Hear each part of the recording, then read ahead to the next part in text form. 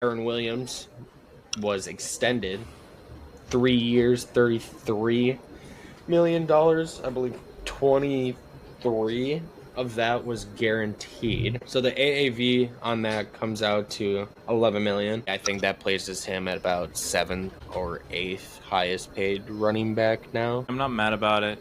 I think he has 31 touchdowns in the last 2 years. There definitely are injury concerns, but I do think it is hard to find a running back that can score, that can get you 1,200 yards. And I know he gets a lot of carries, and I know we talk about that. He's still young. He just turned 24 years old. So for me, when I'm looking, you are right. I think he's 7th in contracts for running backs. And that's not to say that the market's not going to get reset here. I imagine Jahmyr Gibbs is probably going to reset the market, or Bijan Robinson. One of these guys is going to come in and reset the market. So getting him at what you got him at, even though there is guaranteed money there, I think it's a risk you take. $11 million a year. If we were sitting here talking about an $18 to $20 million a year contract, I think all three of us would be talking about how terrible a deal that is for this running back. At 11, I like it a lot.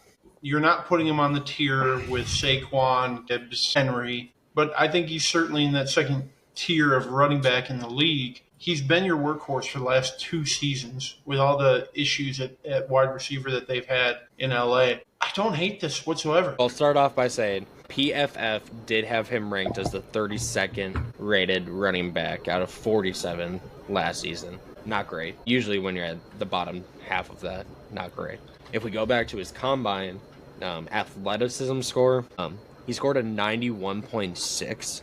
So out of the 2022 running back draft class that he was a part of, that ranked 59th out of 64. Not great. He was one of the most inefficient running backs. Yes, I understand he is a workhorse, and they kept feeding him the ball, but he was one of the most inefficient running backs when it came to the amount of carries. Like, go out and get your bag, right?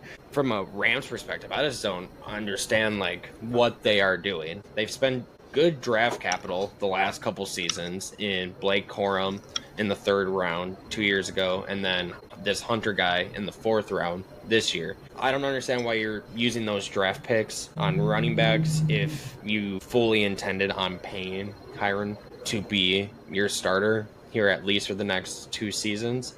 I think this contract will end up being just fine for the Rams. It could also get really ugly, and they're going to have to eat some money on the back end